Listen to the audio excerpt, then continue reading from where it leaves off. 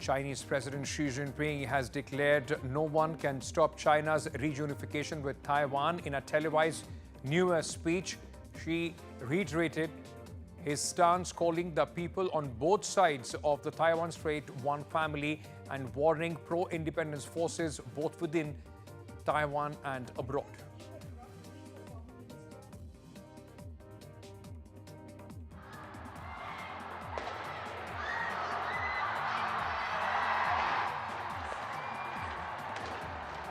New Zealand becomes first country to ring 2025. New Zealand rings the New Year with massive firework display.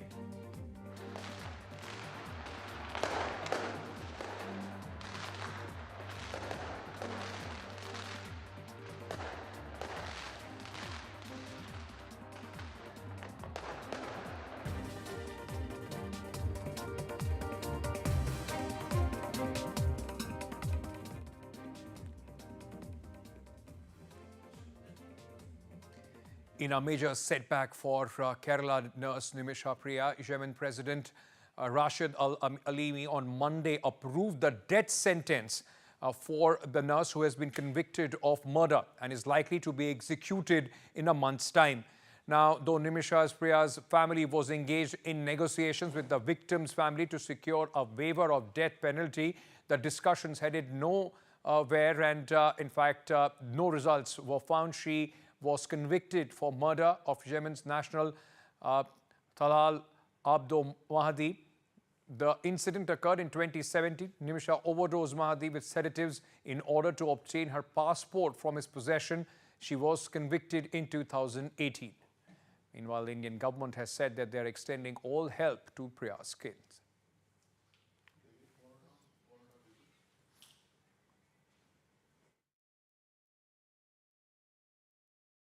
Thank you so much, Mr. Chandran. Are there any legal options left for Nimisha Priya at this point in time? Yeah, of course, there are legal options. Legal options in Yemen, the Sharia law prevails. So according to Sharia law, if the family is ready to give the pardon by receiving the diya money, so she can be saved her life from the execution.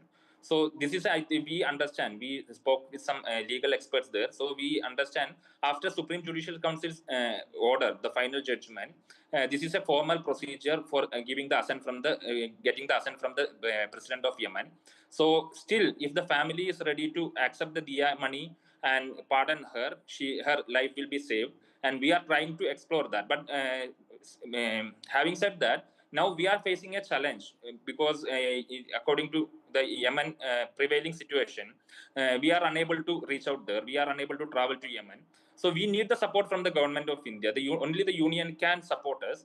And if the union is intervening, and if union is means helping us to have the negotiation with the family, we, the Nimisha Priya International Action Council, is ready to pay whatever amount is demanded by the family for as diya money. So we request the Indian government, the union government, to immediately intervene to this issue and extend the all support for saving a life of Ms. Nimisha Priya. Right, so extending all help is what the External Affairs Ministry has gone on to say, knowing that they're very fully aware of the case and, of course, what has really happened. But take us through, what really is needed as far as Priya's appeal is concerned. That has also been rejected because her release really depends on securing forgiveness from the victim's family and their tribal leaders. So actually, we understand the negotiation, the discussion with the family is yet to be started. The initial discussions were happening with the tribal leaders there. So still the family is not given any kind of assent, or they did not deny to the offer of this diya money. So we will have to explore that option. That is the final option. If the family is ready to accept the diya money and pardon her, then her life will be saved. If the family says no, then there is no other option. So we are hopeful. We are still hopeful. We can approach that's the final option. So the family can be approached, and the family will be taken. They will consider our request. So, and for having this discussion I have already said. Now the difficulty is the prevailing political situation in Yemen. So none of the Indians are allowed to travel to Yemen as per right now. So we need the Indian mission support there, the Ministry of External Affairs support for having the discussion with the family. And once the family is ready, if they are accepting the diya amount, whatever amount they claims, we are ready to raise that as a public fund, and we will be transferring the amount according to their wish. Right, Mr. Chandran, also, time is of essence here and time seems to be running out because the execution sentence could be as early as within a month's time, according to media reports. Yeah, exactly. We do understand that. Means now the time frame is very limited. So 30 days time is there, and we are in a hurry. We are trying all possible ways, and the major stakeholder, the major role can be played by the government of India, the union government, and apart from that, we are trying all the possible ways to taking many individuals or the Indian diasporas on board to resolve this issue. So we are hopeful. We are still hopeful we can save Nimisha Priya's life. Let's go across to my colleague Mohammad Ghazali, who's joining us with more details on this story. Mohammad Ghazali, as the lawyer of Nimisha Priya, was telling us that all eyes are on the government of India for the help. What is the Ministry of External Affairs saying on this? See, as the lawyer also rightly pointed out, there are two issues which has made the entire case very complex. One, no Indian is allowed to travel to Yemen because we don't have any diplomatic cover. Even the Rashmi's, the accused's mother, who is facing the jail, the Indian national from Kerala, the nurse, her mother also managed to travel to Kerala only after the intervention of Delhi High Court. The second is that the External Affairs Ministry was negotiating with her lawyer, who was fighting the case in Yemen, through the diplomatic mission in Saudi Arabia, through the embassy officials in Saudi Arabia, from the Saudi government support. Now, the only critical point is that either you pay the death money, or what we call in Arabic qasas. If you pay that blood money, then only and if the family agrees, then the charges will be dropped and she'll be free from there. But the family has asked for some around 40,000 US dollars, which is actually equal to more than 3 crore Indian currency. The family has not been able to even arrange that kind of money. The standoff started when the lawyer who was fighting the case in Yemen for the victim, even that lawyer also demanded extra money. The money was provided by the Indian embassy in Saudi Arabia, but after that there was a complete standoff between the family of the person who was killed as well as the lawyer who was fighting the case there. It also became very complex because the area where she has been held up, or she is in prison in Sana'a, the capital of Yemen, that comes under the control of Houthis. We all know what kind of risk Houthis are posing for the maritime security in the Gulf region. Right. And we know that Indian Navy and Indian officials were involved in some of the rescue operations against the Houthis. Right. So all these geopolitical issues does make it very complex, but we also know earlier this year that how the influence of Prime Minister Modi rescued our 8 ex-naval officers who were also sentenced for spying in Qatar. That's right. But the difference is that we recognize Qatar. Qatar is our ally in the Middle East, but we don't recognize Houthis who are governing Yemen right now. So that is where the complexity has put this case very complex, and perhaps Indian government will have to put more pressure on Saudis to find their allies in Yemen, to convince either the family or the government to change its verdict. Thank you, Mohammad Ghazali, for joining us with all those details. Moving on now, it seems tech billionaire Elon Musk could be in trouble, with the German government now accusing him of trying to meddle in the country's upcoming elections. In fact, the government has said that Mr. Musk is meddling in the election campaign with repeated endorsements of the far-right party, the Alternative for Germany, AID. And Musk, in an op-ed published in German Daily last week, called the party the last spark of hope for the country, claiming only AID can save Germany. His remarks triggered anger among German politicians, with the country 7 weeks away from the snap federal election. This is not Musk's first controversy surrounding his support for far-right parties in Europe. Earlier this month, Elon Musk met with Reform UK leader Nigel Farage, with reports suggesting the Tesla chief could even send donations to Farage's party. The visuals of Farage shaking hands with Musk sent shockwaves across the United Kingdom and received severe backlash. The big question then is, what's driving Elon Musk's push to the right And is the freedom of speech, or is this election interference? These are important questions that people are asking at this moment. Let's try and discuss this in more details at this moment. We are being joined by Professor Andrew Lattin, Professor of Political Science, Nicholas Nugent, British, and we are also being joined, I beg your pardon, by Nicholas Nugent. He's a British journalist, former BBC editor in London. Gentlemen, thank you for speaking to us and giving us your time. Professor, let me understand by asking you, sir, at this moment, these are very serious allegations that the government of Germany and the politicians are putting on Mr. Elon Musk. How is this being seen by the public and being received there by the public? What is the perception? Well, I think the perception is that he is interfering, although even representatives of the German government have said that he is entitled to freedom of speech. Germany is still a democratic republic. But he has weighed in on Italian politics. He's weighed in on British politics. Obviously, he's very influential in terms of American politics and now German politics. And I think, as a point of departure, I would say that many Germans would agree with his diagnosis of the problem. Germany is overtaxed and overregulated, and there are other reasons for its economic decline, but those are important. But it's his prescription that's problematic, because the AfD, Alternative for Deutschland, Alternative for Germany, isn't just about deregulation and lower taxes.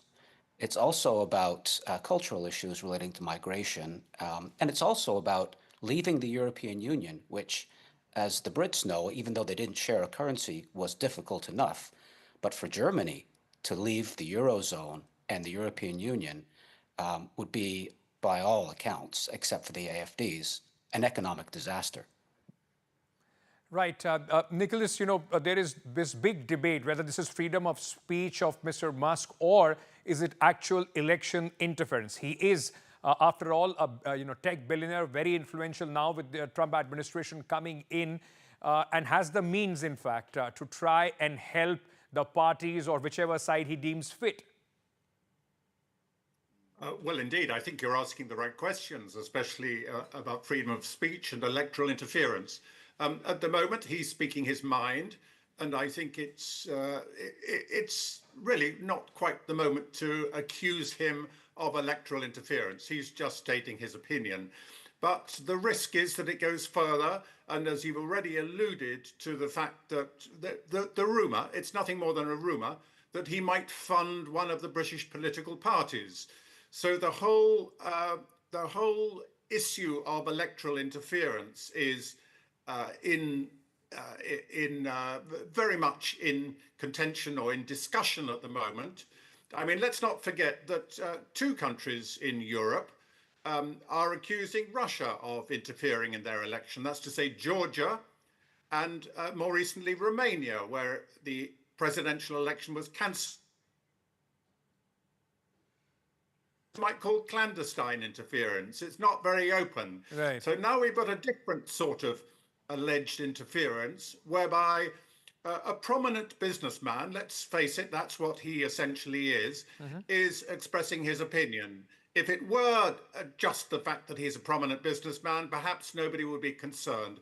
But he's also a close ally of the incoming United States president. And that's what causes some concern, especially because of Mr. Trump's stated intention to increase tariffs. In other words, he's no great buddy of the European Union, and he sees it essentially as an economic competitor with the United States. Right. So if Mr. Musk then states his opinion, it risks seeming like the opinion of the incoming United States government. Little too early to say that, yes. But yes, we are wary of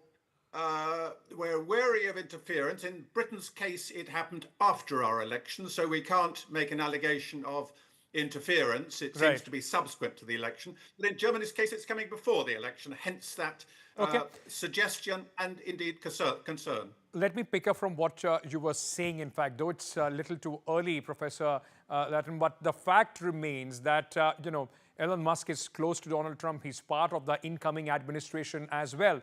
will it have an impact, let's say, on Germany-US ties? If if the government, the party that he likes, doesn't come to power, will it have the impact on United States and Germany ties? I think it sort of poisons the well in this sense. If he were simply speaking as a private citizen who's invested massively in Germany, by the way, and therefore that's the hook that he says entitles him to have an opinion, that would be one thing. But he's not just a private citizen and an investor and a businessman. He's also, in just a few weeks now, not even a few weeks, an agent of the US government.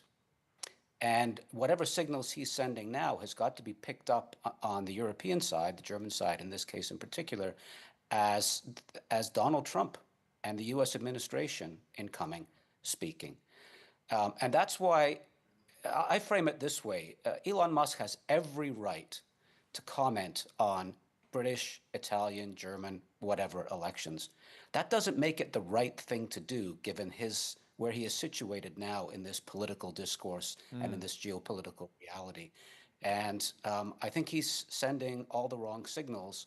One of the big questions underlying all of this is to what extent there is a tension between Donald Trump and Elon Musk, because they're sort of on the same page, but not entirely. And there's two massive egos crashing into each other here, and that yet has to be resolved in the context of American politics. Right, and Nicholas, and Elon Musk is also seen as somebody who is abrasive. His opinions are out there. He doesn't shy away from saying what he wants to. Of course, the kind of resources that he has gives him that privilege as well. But just a word about, so far this push that we are seeing from a lot of these billionaires, and specifically in case of Mr. Musk, supporting the right-wing movements or the far right sometimes in different countries. It's almost trying to create a brotherhood in every country that they possibly want to influence. Well, indeed, I think you're slightly anticipating a greater influence than we might see. It's so far only a small number of countries, notably Germany, where he appears to be interfering. But I mean, what we're doing is balancing the right of free speech, which I believe in very strongly, as do most Europeans, I would say, and indeed most Americans, against political interference or interference with the democratic process. We just got to be wary of that. And a third factor is Mr. Musk is essentially a businessman. So to what extent is his stated view a view that supports his principle of free trade or indeed commercial matters? We can't get away from the fact. So Mr. Musk is an interesting character. He's not only a very rich American, but he's a businessman with political leanings, as we're going to see, as Mr. Latham made clear. He is, to some extent, a representative of the incoming administration. So we watch with interest. Right. In conclusion, Professor Latham, let me ask you this then.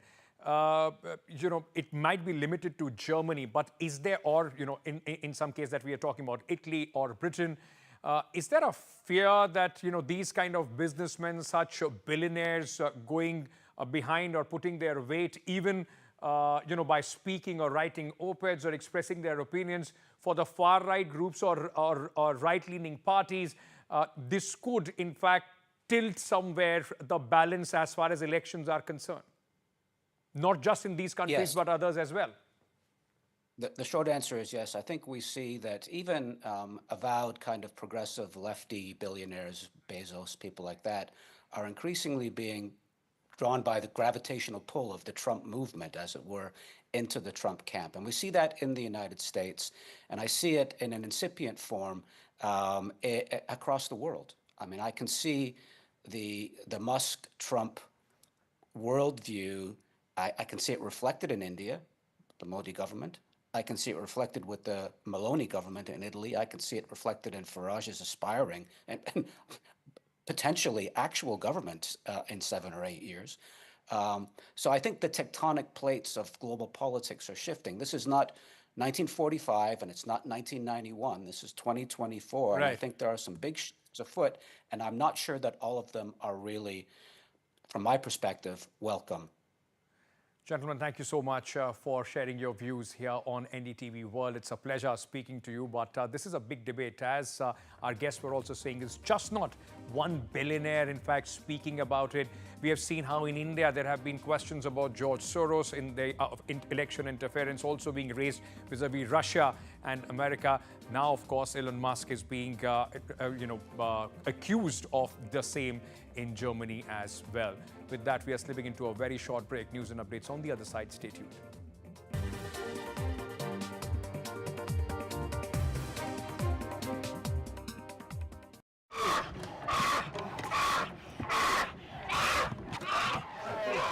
This baby bear is terrified, torn from her mother's paws at a tender age. They will force her to live alone in a tiny, filthy cage, like so many bears driven mad by loneliness, rubbing their wounds raw against the bars, suffering cruelly day after day, year after year, just for people's entertainment. Four Paws found little Potap crammed into a tiny, squalid cage. He'd been there for almost 9 years, lonely and isolated.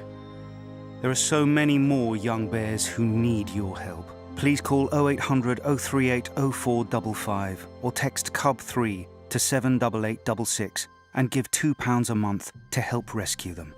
Every month, your £2 could help us free more bears, help give bears the veterinary care they need, and help them live happy, healthy lives in the freedom of our natural sanctuaries.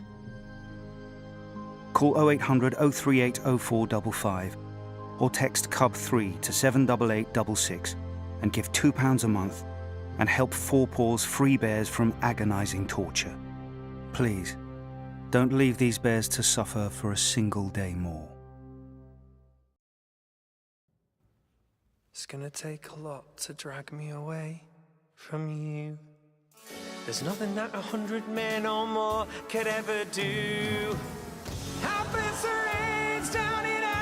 Luckily, Liam moved his credit card balances to his new Barclay card, so he'll pay no interest on his purchases for 31 months. What you buy is your business. Helping you pay less interest is ours. Barclay card. Make money work for you. Those weeks that he came in, with the 3 weeks that I could be his little girl again, nothing I can do will repay Marie Curie for doing that for me. The amazing gift that they gave me was I was there at his last breath. He was there for my first. I will give everything back that I can to the hospice that gave me so much. Give better end-of-life care to all. Get your free will guide today. Step into an unforgettable year with a VIP, a very important postcode. Because in People's Postcode Lottery's January draws, players in one winning postcode will each win £12,000 every month for 12 months. Fill your calendar with the things you've always dreamed of. Sign up before midnight tonight for you and your neighbours' chance to win £12,000 every month for 12 months. Is your door in the draw?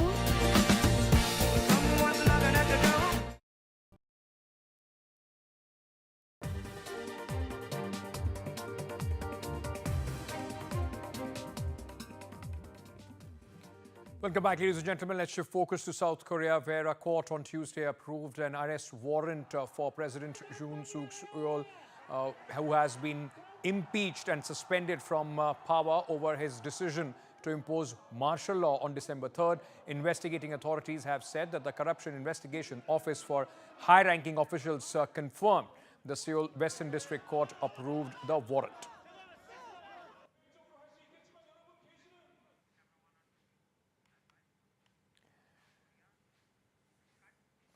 Meanwhile, North Korean leader Kim Jong-un has pledged to strengthen his country's strategic partnership with Russia. In a New Year's letter to President Vladimir Putin, Kim praised the deepened ties between the two countries and expressed willingness to collaborate on new projects.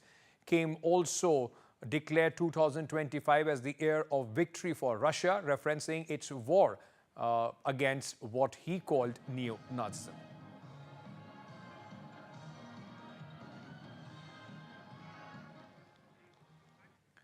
Short break at this moment. News and updates continue here on India Global. Don't go anywhere.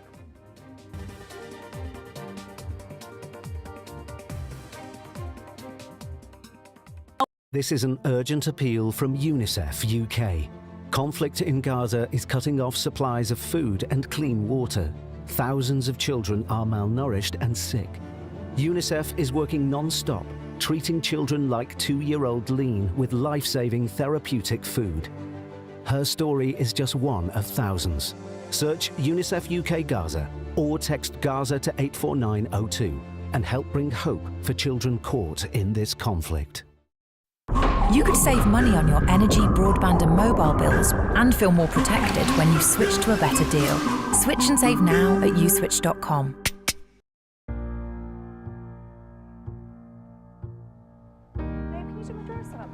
What's happened? Are you actually kidding me? You weren't supposed to burn the potatoes. Or invite everyone round at 2. Till 3 o'clock, right?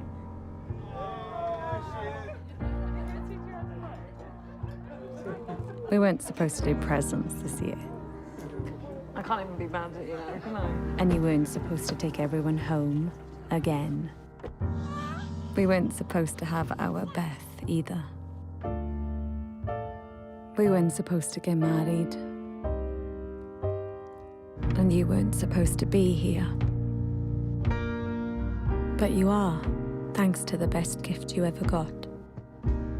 And mine is still having you. To help us fund life-saving research, donate 5, 10 or 20 pounds, text 5, 10 or 20 to 70499. This winter sale, say OMG because our best ever price is back. You'll get this unlimited data SIM for just £22 per month. And you can gift data to the family, so you can start the new year more connected to everyone and everything.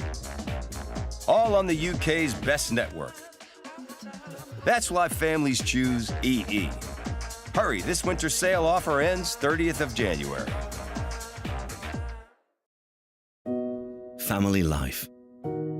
It's made of ups and downs, and those little moments. But should the unthinkable happen to you? Life insurance from Legal & General can help look after monthly bills, the roof over their heads, childcare costs, and most importantly, your family. Because no one protects more families in the UK than us. Premiums start from £5 a month and they never rise. Plus there's a £120 gift card after you apply. Legal & General. Ensure life goes on. Sale now on. Get up to £100 off selected Hisense cooking appliances. Shop now at ao.com. In our January draws, players in one winning postcode will each win £12,000 every month for 12 months. Sign up before midnight tonight.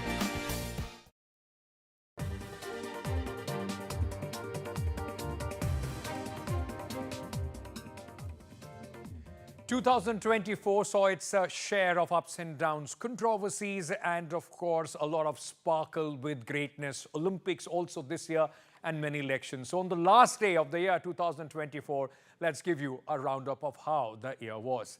2024 was a year marked by elections around the world. Roughly 70 countries headed to the ballots, with some re-electing incumbent governments and others signaling a desire for change.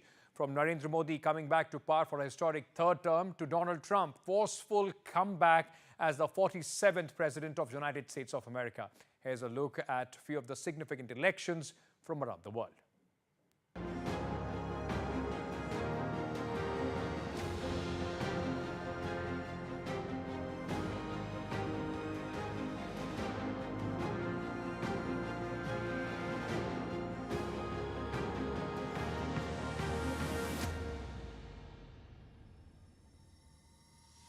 ...2024, a year filled with political turmoil, a year of political decisions that will shape nations for decades to come.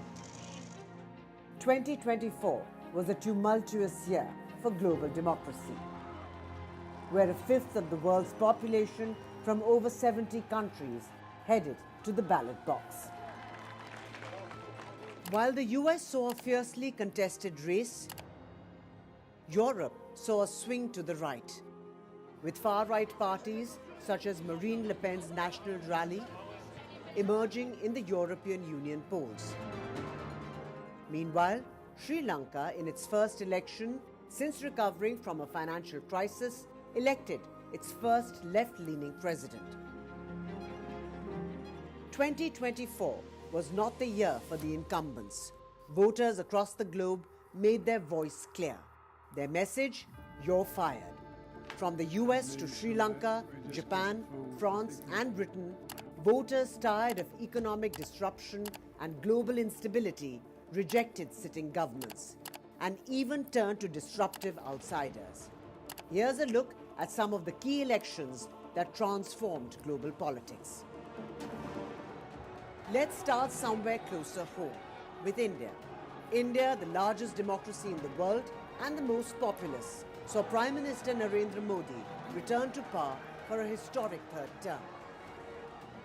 With the Bharatiya Janata Party-led NDA coalition securing the majority in the general elections, although with a smaller margin. Meanwhile, regional parties shone on the national stage under the India bloc. Asia saw several other crucial elections. While dynasties influenced some, many rejected the old guard.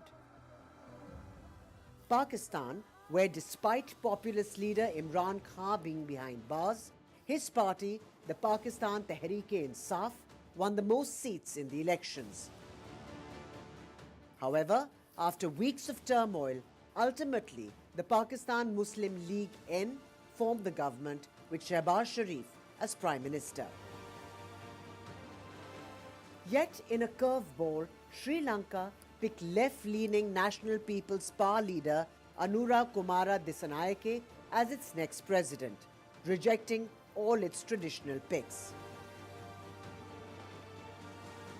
In Europe, several countries, including France and UK, saw the far right emerge victorious this election season.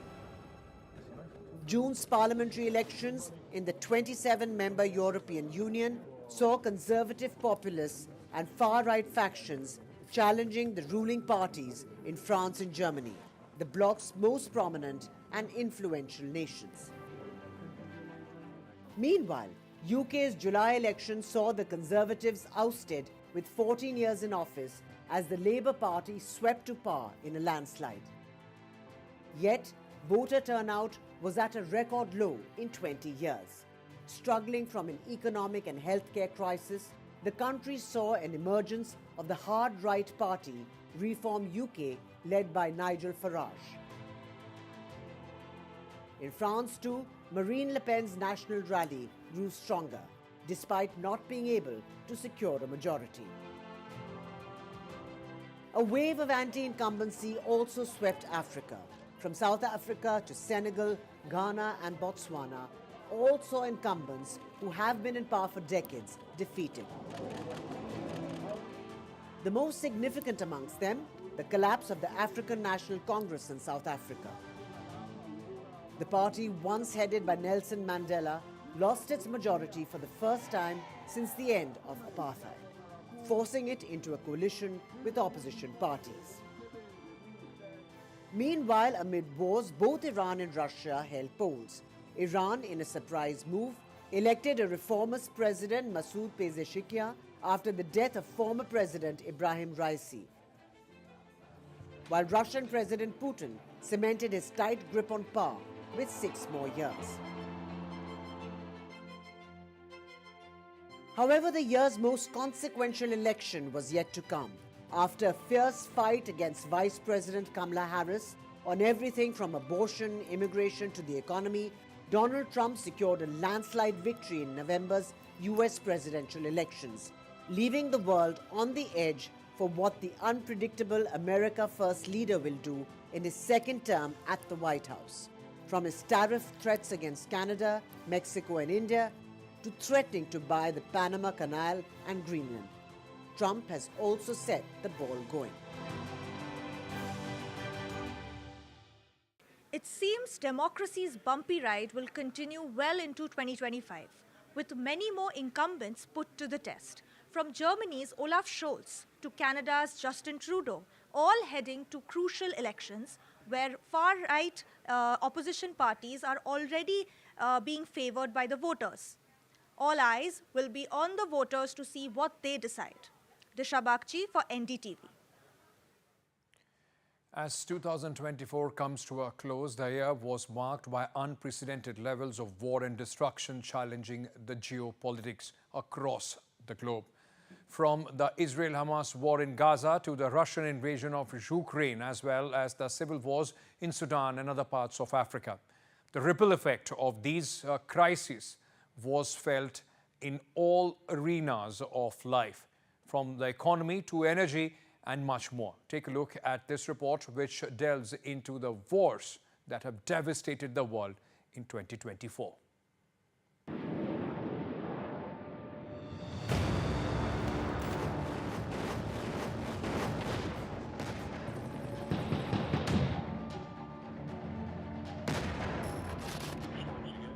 (2024), another year marked by the shattering of lives.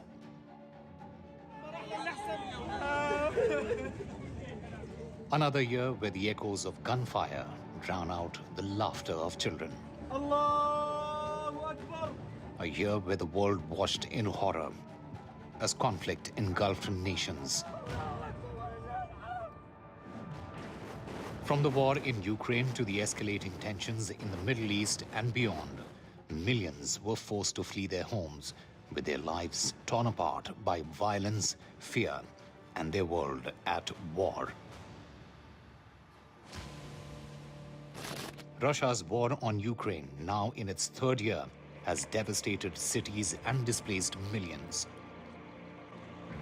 The Kremlin's stated goal of halting NATO's eastward expansion continues to inflict widespread destruction. According to the United Nations, civilian casualties have tragically surpassed 12,000, with over 14 million Ukrainians displaced from their homes. The World Bank estimates the war has inflicted over $100 billion in damages to Ukraine's infrastructure.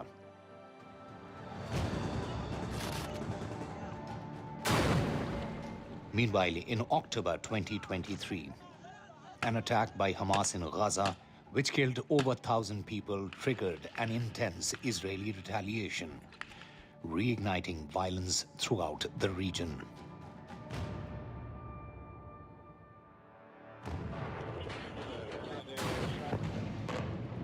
Israel's military operations extended across the region,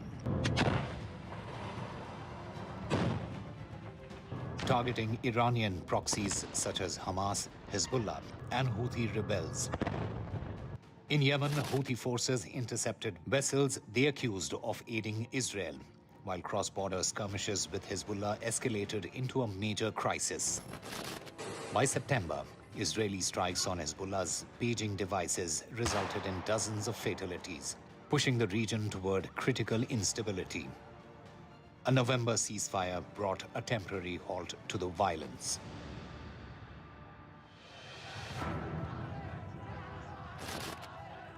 In Syria, rebels mounted rapid offensives, toppling the Iran-backed Assad regime.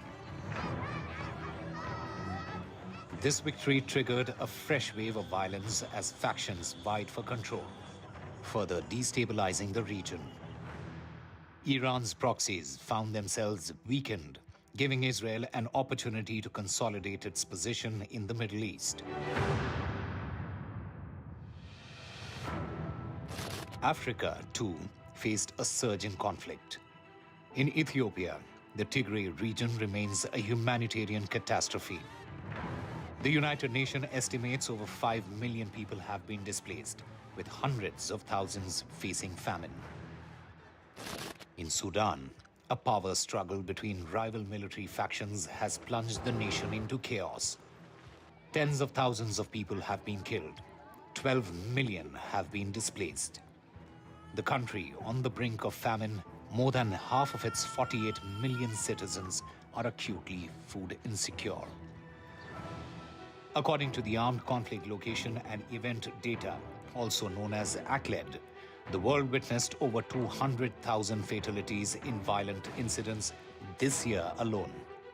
Half of these deaths occurred in Ukraine, Palestine, and Myanmar. In the past 2 years, fatalities in Afghanistan have declined, overtaken by rising death tolls in these emerging hotspots. According to Upheld, Palestine, Myanmar, Syria, Mexico, Nigeria, Brazil, Lebanon, Sudan, Cameroon, and Colombia have been categorized as extreme conflict zones. Civilians have borne the brunt of these wars, with an alarming average of 5,500 fatalities per month from targeted violence in 2024.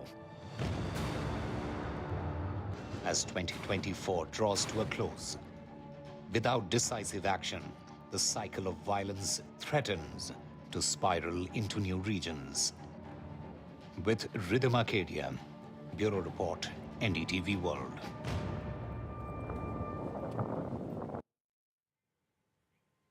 Short break at this moment. We are coming back with much more on the other side. Stay tuned.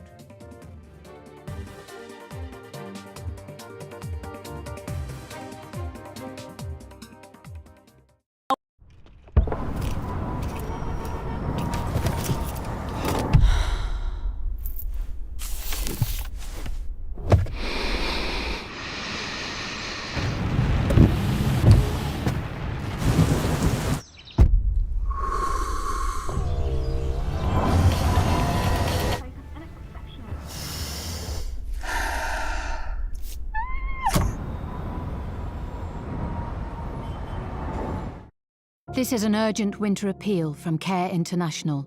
Around the world, conflict and extreme weather have forced women and their families from the safety of their homes. Now they brace themselves for a brutally cold winter without adequate shelter, clothing or heating. الولاد ما نعرف ندفيهم وبرد وصديق يعني نمنا الشتي ما يجينا غطية ما أبو أطفالنا حفيانين أطفالنا جوعانين. With no home, shelter or way to keep warm, winter is a terrifying time. Help Care work with women when disaster strikes. By donating right now, you could help provide warmth, shelter and supplies to women who urgently need them. Call 0800 144 5550 or go online to give what you can. For women left with nothing, your donation means everything. Please donate today and help women like Rama seek shelter and hope this winter. Thank you. The Sharps half-price sale is now on. Fitted furniture for living spaces and home offices that makes the most of any space. Trust Sharps to transform any room, helping you balance work and home life. With stunning designs and tailored storage solutions, giving you more space to enjoy your home. The Sharps half-price sale is now on. Book your free home design visit today at sharps.co.uk.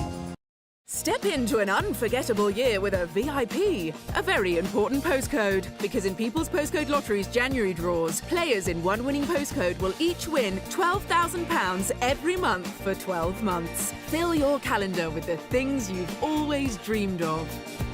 Sign up before midnight tonight for you and your neighbours' chance to win £12,000 every month for 12 months. Is your door in the draw?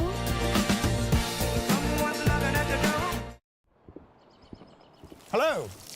How was Iceland? It was good, I guess. Had a few issues here and there. Didn't you check Brighton? No, the sun wasn't bright at all.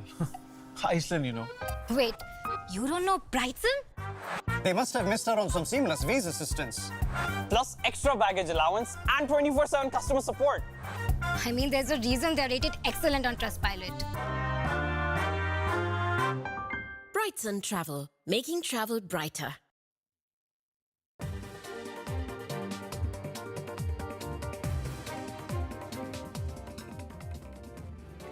2024 marked a year of upheaval and turmoil in neighboring Bangladesh with the ouster of long-serving Prime Minister Sheikh Hasina.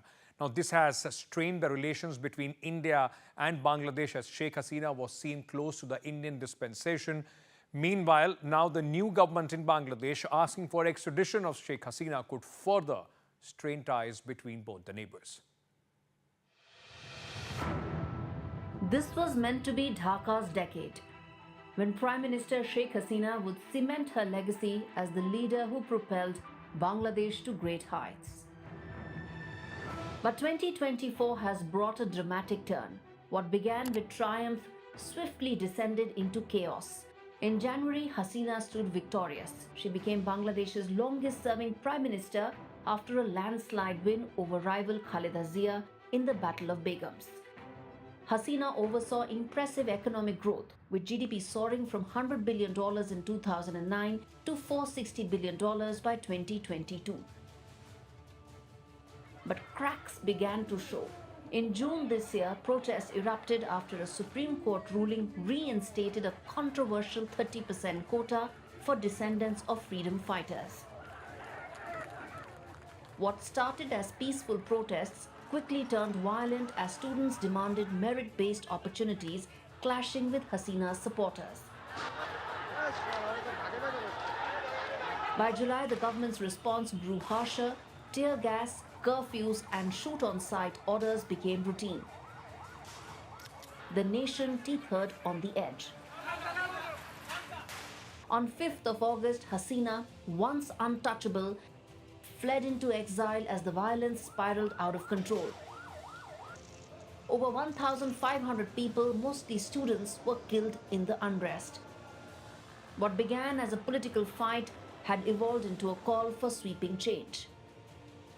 As Hasina's power crumbled, the world turned to Nobel laureate Muhammad Yunus, who now leads an interim government. But Yunus's rise has been controversial.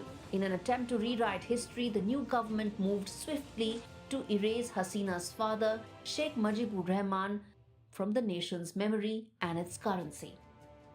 Meanwhile, the international community's concerns grew. Human rights abuses, corruption, economic instability started overshadowing Bangladesh's previous success. The Asian Development Bank slashed its growth forecast, while the World Bank warned that rural households were at risk of falling back into poverty. The violence also deepened. Islamist groups like Jamaat-e-Islami, once sidelined, are now back in power. Attacks on minorities surged, and the arrest of a Hindu monk on sedition charges sent shockwaves across the region, raising alarm bells in New Delhi. In exile, Hasina accused Yunus' government of failing to protect minorities, even suggesting it was complicit in a genocide against Hindus. The most startling shift, however, is Bangladesh's new geopolitical direction. After decades of tension, Bangladesh is drawing closer to Pakistan. The two nations have resumed trade, reopened flights, and are now considering joint naval drills. The 2025 visit by Pakistan's Joint Chief of Staff to Dhaka, the first in over 50 years, has sent shockwaves across South Asia. For India, this is a major red flag. As military ties between Bangladesh and Pakistan grow, the balance of power in the region is now at risk. As the year comes to a close, all eyes are on Muhammad Yunus. Will he indeed conduct elections and lead Bangladesh back to democracy? Will the country survive 2025, or will it be another dark chapter in the country's history? Arjun Samar Mahendran for NDTV World. While India entered 2024 with ties with Canada on the rocks, relationship between both the countries took a sharp nosedive in the second half of the year after Ottawa linked several Indian diplomats, including the High Commissioner Sanjay Verma, to murder of Khalistani separatist Hardeep Singh Nijjar. Take a look at the rocky relations between India and Canada.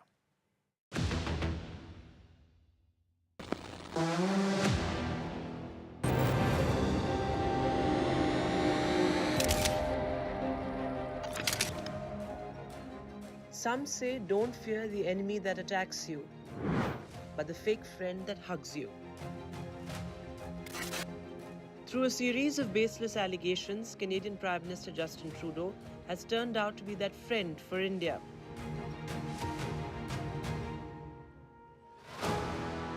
India-Canada relations were already in a downward spiral when the Trudeau government came out with something that shook the foundations of the bilateral relations. lot of questions, and we are following. In October, the Trudeau government named the then Indian High Commissioner to Canada, Sanjay Kumar Verma, and several other diplomats as persons of interest in the investigation into the killing of Khalistani terrorist Hardeep Singh Nijjar.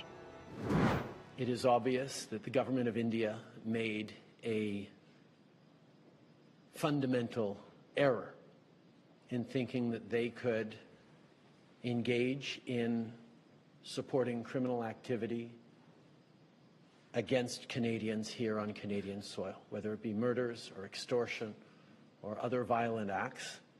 No country, particularly not a democracy that upholds the rule of law, can accept this fundamental violation of its sovereignty.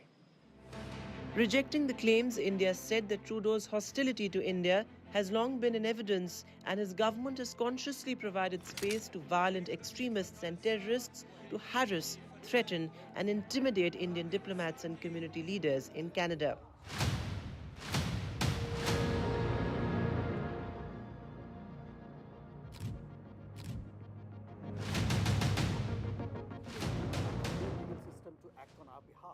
Verma, now withdrawn by New Delhi, has accused Trudeau of wrecking the bilateral ties and reiterated that the Canadian government's allegations are politically motivated.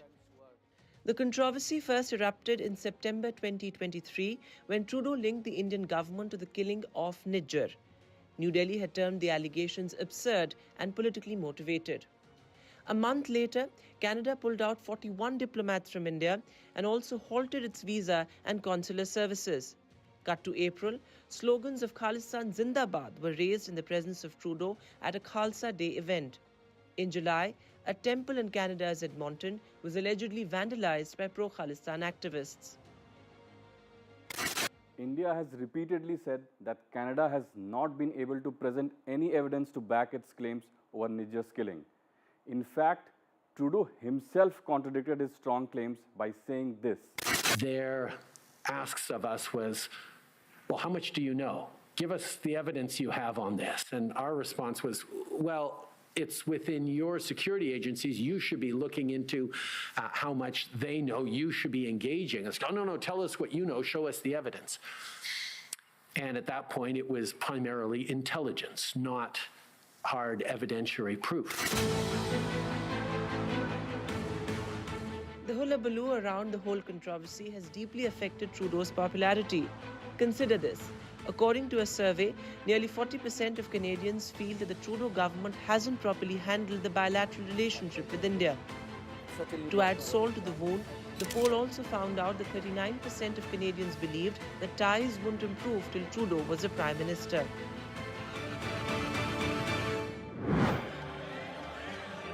International diplomacy is not the only frontier where Trudeau seems to be struggling, as he's faltering inside his own territory as well.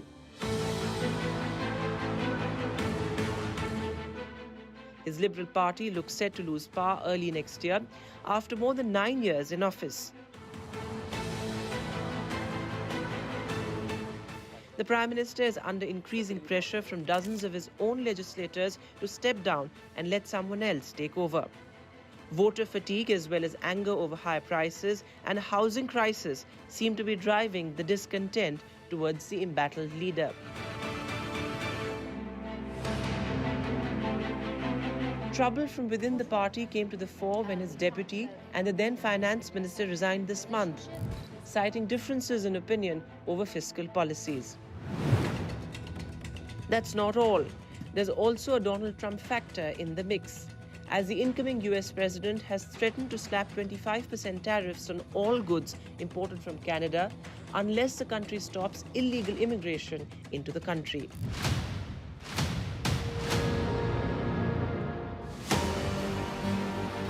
This friction against Trudeau seems to have benefited one person in particular, Pierre Poilievre.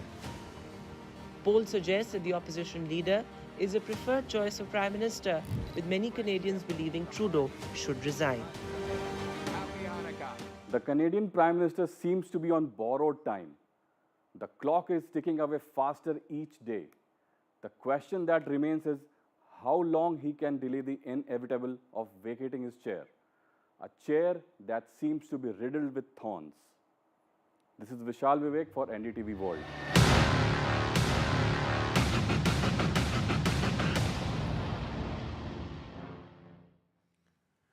That's all the time that we have in 2024. We'll see you in 2025 from the entire team of India Global. Happy New Year.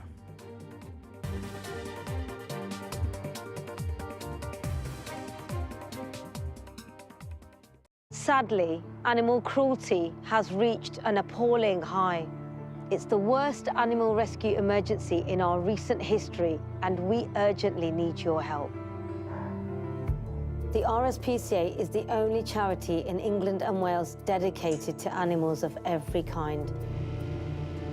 Without us, those facing serious abuse and neglect would simply not be saved. Like you, we can't bear to think of them suffering. That's why, despite the high numbers, we must reach them before it's too late. If you can help us carry on this vital work with a monthly gift, please call or text the number on screen now. Anything you can give would help so much. It'll help us answer more calls. It'll help us rescue more animals in danger and help provide them with the urgent medical treatment, food and loving care they need. I promise we will never give up trying to save every animal we can, but we need your help now more than ever. I can assure you, your gift will help save animals' lives every day. Please call 0800 234 6054, text SAVE to 82727 or visit our website to start your monthly donation today. Thank you. Get that lucky cow feeling with luckycowbingo.com/bingo, the site that's bursting with beautiful bingo games. That's luckycowbingo.com/bingo. Visit pandabingo.com for a fantastic range of bingo games all in one place. It's bingo pandemonium at pandabingo.com. This winter sale, say OMG because our best ever price is back. You'll get this unlimited data SIM for just £22 per month. And you can gift data to the family, so you can start the new year more connected to everyone and everything. All on the UK's best network. That's why families choose EE. Hurry, this winter sale offer ends 30th of January.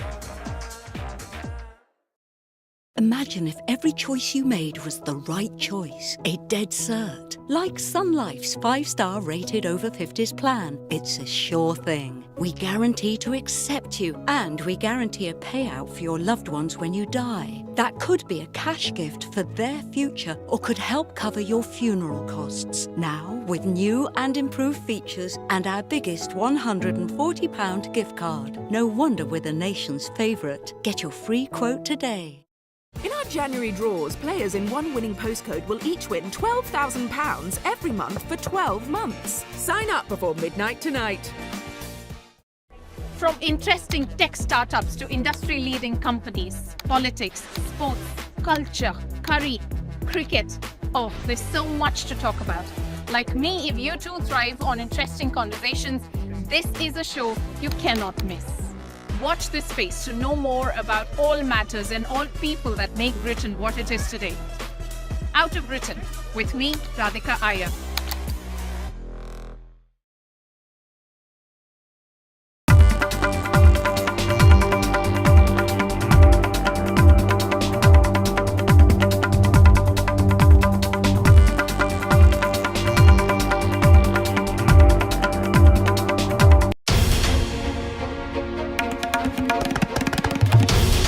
This is NDTV, and you're watching NDTV 24/7.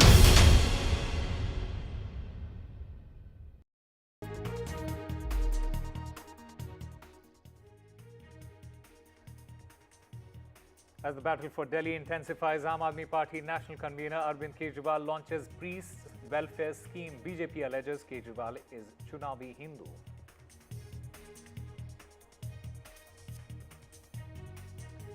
Bengaluru police bans wearing masks and whistling at public places on New Year's Eve. This in a bid to control nuisance and harassment during New Year's Eve celebrations. relief for BRS leader KT Ramarao. Telangana High Court extends his stay on his arrest in the Formula E case. Anti-corruption branch probing alleged irregularities in the race held in Hyderabad last year.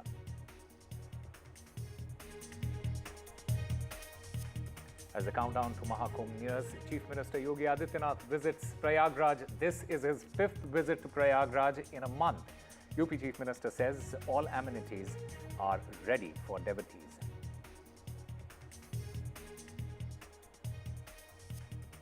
Celebrations in New Zealand and Australia as the world rings in 2025.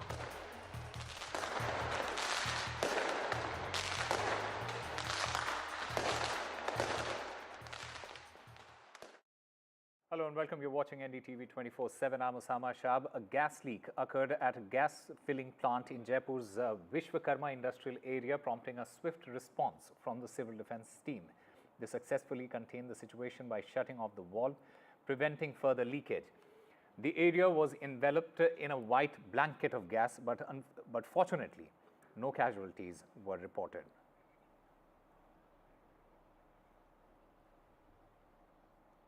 So dramatic visuals that you can see on your screen of a gas leak that has taken place in Jaipur's Vishwakarma industrial area. The defense team, the civil defense team responded swiftly. They were successful in containing the situation. In fact, they went and shut off the valve, preventing further leakage. And as you can see on your screens, the entire area was enveloped in a white blanket of gas. Fortunately, no casualties were reported. And my colleague Harsha Kumari Singh joins us on the phone line to get us more on this. Harsha, this is extremely fortunate situation that there was no casualty. What details do you have? Well, yes, earlier in the evening today, there is this gas filling plant in Vishwakarma, which is a little outside the city. It's in the industrial area. And there was a gas leakage which happened from a tanker. The tanker, the valve broke and a lot of CO2 gas leaked out, and it spread to about 200-300 meters in that area. Now remember, this kind of carbon dioxide is used to cool things down. It's called there's a technical word for it, and it's called I beg your pardon, I can't remember the exact name, but anyway, so this what happened was it spread in the area, and it reduced the visibility in that area, and it also caused a lot of panic because of the reduced visibility and the fact that it had spread. And you know that we've just had a similar accident when a gas tanker had got collided sometime back on the Jaipur-Ajmer highway. So there was a lot of panic, but luckily the prompt action by the police and the civil defense team, they came and sprayed water on it, so all the gas settled down. There was no casualty. And, they managed to ask people to stay indoors and control the situation within about an hour or so. And in fact, now the plant is back to normal operations. All right, Harsha Kumari Singh, thank you very much for getting us all the latest. And our national convener and former Delhi Chief Minister Arvind Kejriwal launched the Priest's Honorarium Scheme from a Delhi temple today after much political drama where he skipped a visit to the landmark Hanuman Temple in central Delhi, where BJP leaders had gathered for a protest. The BJP has hit out at Mr. Kejriwal and the Aam Aadmi Party, saying that Aam Aadmi Party remembers Hindu gods only during elections. As Kejriwal launched a scheme offering Rs 18,000 monthly for temple priests and Gurudwara Granthis, the BJP mocked him with a poster showing him in Rudraksh and garlands, labeling him opportunistic. मैं तो Bharatiya Janata party से पूछूंगी, आप हमसे सवाल पूछ रहे हैं। आपकी 22 राज्यों में सरकार है, आपके पास तो बहुत मौका है। आप एक राज्य में नहीं, 2 राज्य में नहीं, 3 राज्य में नहीं, 22 राज्यों में ये करके दिखा सकते हैं। लेकिन अगर आज आम आदमी पार्टी ने ये फैसला किया है कि हम पुजारियों को और ग्रंथियों को एक सम्मान देना चाहते हैं, एक सम्मान राशि देना चाहते हैं, तो आप हमें गाली क्यों निकाल रहे हैं? आप हमें उल्टा सीधा क्यों बोल रहे हैं? मैं तो बस हाथ जोड़ के भारतीय जनता पार्टी से निवेदन करूंगी कि पुजारियों के मुद्दे पर, ग्रंथियों के मुद्दे पर इतने सम्मान योग जो लोग हैं उन पर राजनीति ना की जाए। ये वो केजरीवाल जी है, ये वो आम आदमी पार्टी की सरकार है जिसने 17 महीनों से ना इमामों को वेतन दिया, ना मौलवियों को वेतन दिया। और जब वो पहुंचे उनके घर पर प्रदर्शन करने के लिए, तो उस समस्या का निदान करने की चेष्टा नहीं करी। 1 दशक तक आपने ना पुजारियों का सम्मान करा, ना धर्म स्थलों का सम्मान करा, ना ग्रंथियों का सम्मान करा। आज जब चुनाव निकट हैं तो आप उनको वोट बैंक की राजनीति के तहत उनका स्मरण कर रहे हैं, उनको ये झूठे वादे दिखा रहे हैं। West Bengal's leader of opposition, Shubhendu Adhikari, was in Sandesh Khali today, a day after Chief Minister Mamata Banerjee's visit to the island. Sandesh Khali was, remember, in the news earlier in the year, especially in the run-up to the Lok Sabha elections, where women alleged exploitation and land grab. Yesterday, Mamata Banerjee had termed the Sandesh Khali allegations as lies and said there was a huge game of money being played there. Today, Shubhendu Adhikari hit back at Mamata Banerjee. Here's a report.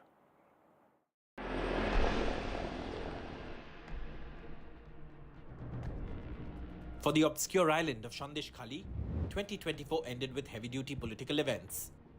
West Bengal Chief Minister Mamata Banerjee and Leader of Opposition Shubhendu Adhikari made the island the venue of their last public events for 2024.